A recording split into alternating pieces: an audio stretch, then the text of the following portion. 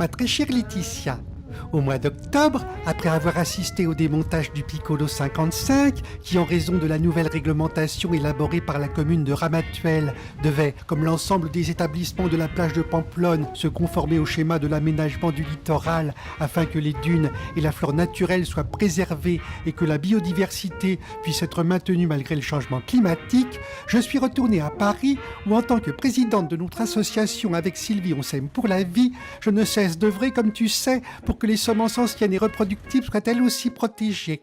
Bon, alors on est bien d'accord, hein? Vous allez vous promener et vous montrez bien vos badges.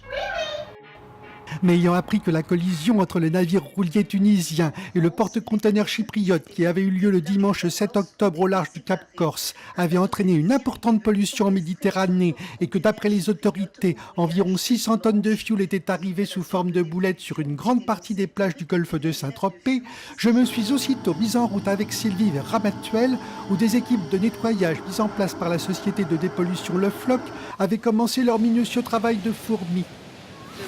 Il y en a. Vous utilisez pas de tamis? Non, parce qu'il faut qu'on ramasse juste ce qu'il y a à la surface en fait. Faut pas qu'on aille au-dessus. Ah bon? Surtout pas. Parce qu'en dessous, c'est les machines qui le feront. Parce qu'il y aura aussi des machines. Comment c'est au niveau de la texture? C'est mou. Comme la pâte à modeler. Des boulettes de pétrole. Et c'est collant? Ah oui, ça a l'air collant, en effet.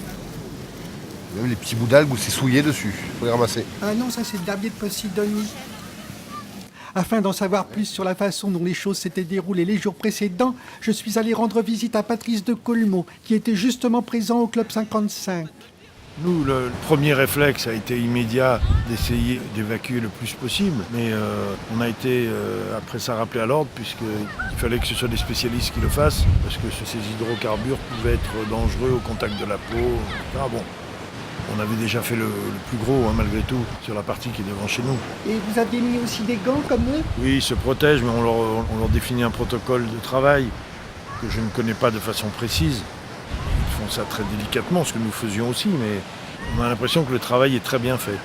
Un travail qui a malheureusement dû s'interrompre en raison de la pluie qui commençait à tomber. Le lendemain, comme la tempête ne permettait pas aux équipes de dépollution de revenir sur la plage nettoyer le sable, je suis allé chercher mon petit chat Lumière du Sud au château de la Mole afin de lui faire découvrir le bord de la mer. T'as vu comme c'est beau? Bon, normalement, il n'y a pas autant de vent. Très inquiète, malgré tout, au sujet de notre petite plage de l'Escalet où nous adorons aller nous baigner toute l'année avec Sylvie, nous y avons retrouvé notre ami Raymond Viala du CNPACA qui nous a plus particulièrement parlé des feuilles mortes de Posidonie. La problématique de ces feuilles, c'est que vu qu'elles sont engluées d'hydrocarbures, elles se collent au rocher. Donc, pour qu'elles soient collées, il va falloir retirer l'hydrocarbure et la feuille de Posidonie et la banquette de Posidonie. Dans la commune de Ramatuelle, on va parler pour elle, mais les communes au sens large ont pris un arrêté municipal interdisant l'accès au rivage. Cet accès, il est pour préserver les personnes, parce que ça reste quand même une pollution à hydrocarbures, même si c'est volatile, c'est léger. Il peut avoir quand même des risques d'intoxication. Mais nous, ce qui va nous intéresser dans la phase de dépollution, c'est que chaque visiteur qui ne respecte pas l'arrêté municipal va marcher sur les plages, va pas se rendre compte qu'il marche sur des galettes et des boulettes d'hydrocarbures qui vont souiller leurs chaussures et qui vont en disséminer de partout sur le sentier, sur les rochers. Et quand ils vont se rendre compte qu'ils en ont sous les chaussures, qu'est-ce qu'ils vont faire? Ils vont racler leurs chaussures sur les rochers, sur les marches, et on va se retrouver avec une pollution multipliée par 2, par 3, voire par 10.